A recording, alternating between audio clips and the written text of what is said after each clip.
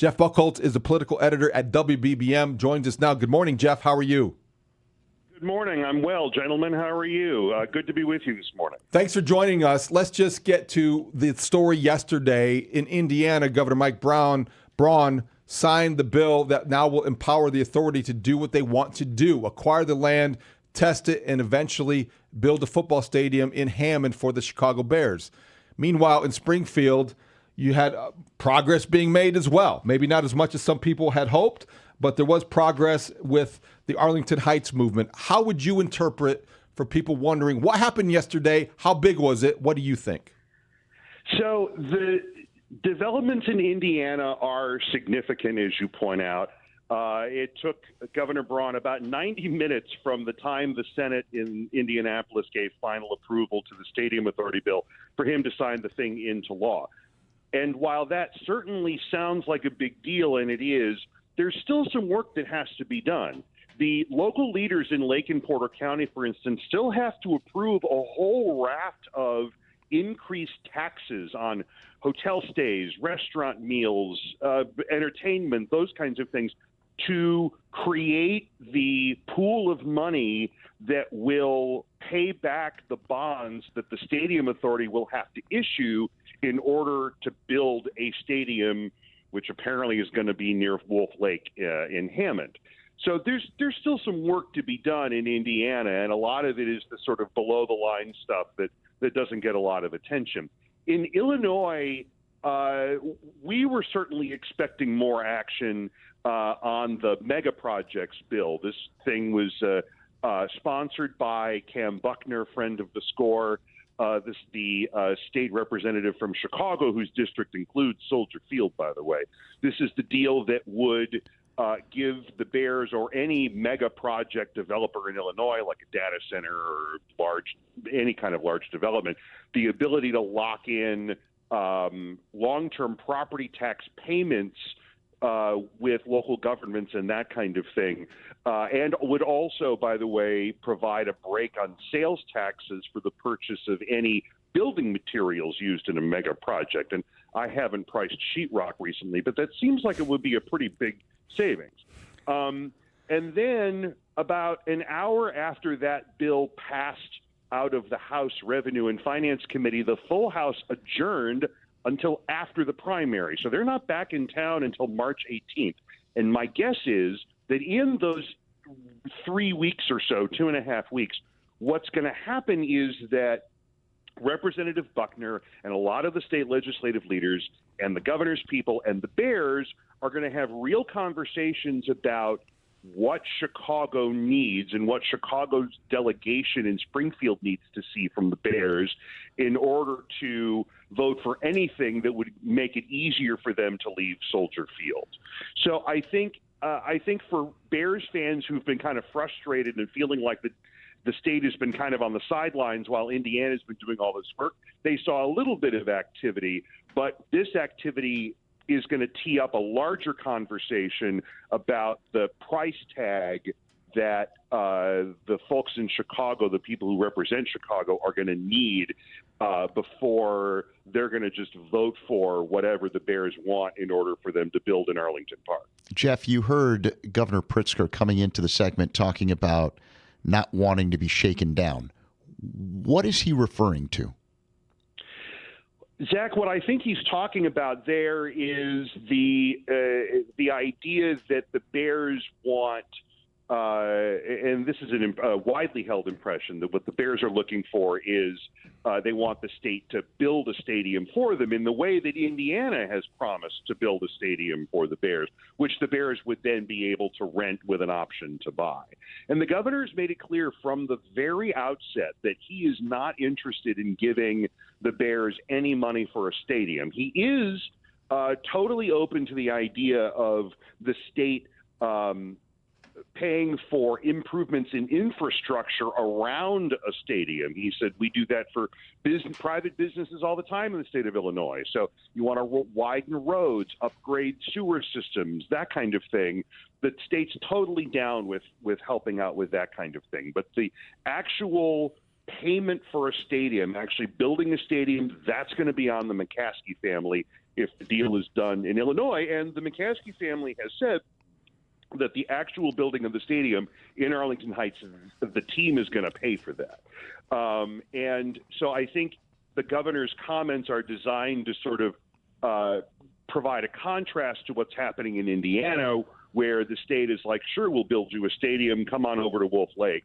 And the governor is like, look, the people of the state of Illinois are struggling. The economy is struggling. Affordability is our real focus here. And while we're certainly happy to help the Bears, as we would any private business with stuff happening around this development, we're not going to give them $2 billion for a stadium. We're talking with Geoff Buchholz from the WBBM, the political editor for our sister station here on Mully Haugh, Chicago Sports Radio 104.3 The Score. Geoff, a couple of things surprised me yesterday. One was Stephen Maher, who testified, the Chicago acting chief financial officer, in opposition to the bill, about the Bears still wanting to maybe stay on the lakefront with a plan that I thought that had already been considered and rejected. And secondly, it was still this dispute, or maybe debate is the better word, over the remaining debt from the Soldier Field renovation back in 2003. We had talked to Cam Buckner, State Representative Cam Buckner, yesterday morning about that, and he didn't seem to think it would be an issue, and yet it did come up. The Chicago problem, as it has been referred to, how do they address that? Yeah, I'm glad you mentioned Stephen Maher's testimony, David. I was surprised by that, too, when I heard Curtis Tarver, the chairman of the committee, mention that Stephen Maher was speaking in opposition to the bill. I looked up and I was like, what? And Stephen Maher's comments had nothing to do specifically with the mega projects bill, which was the thing that was in conversation. Stephen Maher's comments were strictly about the city doesn't want the Bears to leave the lakefront, and the chairman of the committee was somewhat incredulous at this, suggesting that the city would like the city, according to Stephen Maher, wants the same commitment to infrastructure improvements that the Bears have received in Arlington Heights, and then they want to come back with concrete proposals in the coming weeks and months.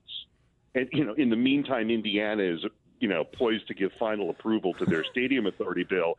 And Chairman Tarver pointed this out after asking Stephen Maher, when did you become the CFO of the city of Chicago? And the answer was 25 days previous. He took over. He's on an interim basis because the CFO, Jill Jaworski, just left for Navy Pier. But then his question was, Curtis Tarver's question was, y'all have been talking for 3 years with the Bears about this. Why now do you need more time? And Maher's answer was, well, the issue has been a lack of commitment from the Bears, which I translated as they're just not that into you. Which I think I understand why he was there, and I understand what he was doing. He was trying to advocate for the city and trying to advocate for Chicago. But it does tee up the broader question about how the Bears make Chicago whole if indeed they wind up leaving the city, which seems clear. And Representative Buckner, and I know he said this to you guys, and he said it to reporters after the committee meeting yesterday. We got a sense of what they're thinking about. And Buckner said, the Bears a couple of months ago offered a parting gift of $25 million, and I told them I thought that was disrespectful to the people of Chicago, particularly when the Haslam family, the owners of the Cleveland Browns, is giving the city of Cleveland $100 million to move to the suburbs. And I suspect that that $100 million number is the floor rather than the ceiling. And I suspect that that's what's going to happen here in the next 2 to 3 weeks, that we're going to get a better sense of what the city and the delegation is looking for. Now, the continued interest, and Mayor Johnson still talks about this a lot, that the only viable plan that's been presented is the one that he and Kevin Warren laid out 2 years ago, that big splashy press conference, you all remember it, Oh, I yeah. know, that would have remade the whole museum campus around this domed football stadium. There would have been significant demolition and reconstruction around the colonnades at Soldier Field, more, new landscaping, new park, whatever. Another friend of the score, Jim Tenalia, the mayor of Arlington Heights, told me when I asked about this some weeks ago that the NFL had determined that the lakefront site as proposed couldn't hold a Super Bowl because of the NFL's requirements for space, for security, and logistics, and that this is something city leaders have been told a number of times. I asked the mayor's office to confirm that, and they did not respond to my request. But I don't know if you guys have heard any more about that or not, but that also makes the conversation around a lakefront site feel also especially futile if indeed the NFL has already said, hey, we can't have a Super Bowl on the lakefront, which would seem to make any of those sites a non-starter. They would have to expand the capacity. And I don't know about the other safety concerns or security, but those are very good questions that we just can't answer. Jeff, the other... Go ahead. Sorry, Jeff. I wanted to know, why are the Bears required to make the city of Chicago whole? I think a lot of the people who are going to have to vote on this thing represent the city of Chicago. And the Speaker of the House, Chris Welch, has a sort of policy that he doesn't bring any proposal to the floor unless he can get 60 votes. And that means that whatever the legislative solution is here for the Bears, it's going to have to go through the Chicago delegation. That's the only way that they get votes to make this happen. And so, in the sort of time-honored political horse trading tradition in Chicago and in Illinois, the Bears are going to have to do something to demonstrate goodwill or come up with some kind of proposal that will get the folks that represent the city of Chicago to say, okay, sure, we'll do this. I think that's why. Well, I think also that's a very good answer. But when you look at how they discussed it yesterday, yes, the Bears are only tenants, and yes, they only represent around 20% of the annual revenue from Soldier Field. But as Cam Buckner said yesterday, State Representative Cam Buckner, there is no Soldier Field renovation in 2002 without the Bears demanding one. That's his exact 100%. Quote. And so exactly. I think that's the holdup, exactly isn't it, Jeff? Yeah, that is it. And technically, the Bears portion of that loan has been paid off. So exactly, technically, the city, the remainder, which is about $500 million, I think, is sort of on the state and the city are kind of on the hook for that. But as you point out, that renovation doesn't happen without the Chicago Bears. So I think that's part of what the conversation is going to be. So if you had to say on February 27th, we talked about what yard line they are close to, and where are the Bears and the state of Illinois, Arlington Heights? Where are the Bears in terms of field position in this project? So I'm more of a basketball fan. Okay. So I don't have a great sense of football strategy and X's and O's. I'm the guy who watches the Super Bowl for the commercials. But my guess is that the state of Illinois has probably just recorded a first down. I think they're still pretty deep in their territory right now. And I think Indiana is well into Illinois territory, though I wouldn't call that a touchdown either.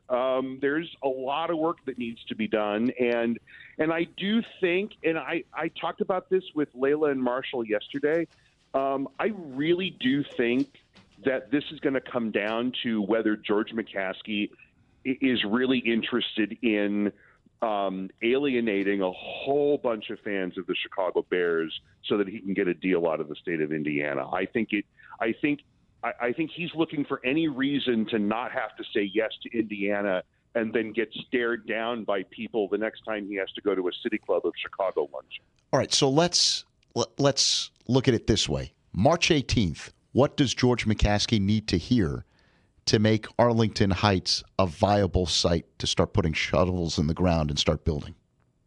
He needs to hear a number that he can get behind. And that means a number for, an amount of money sufficient to mollify, to borrow a word from Governor Pritzker the other day, the Chicago delegation.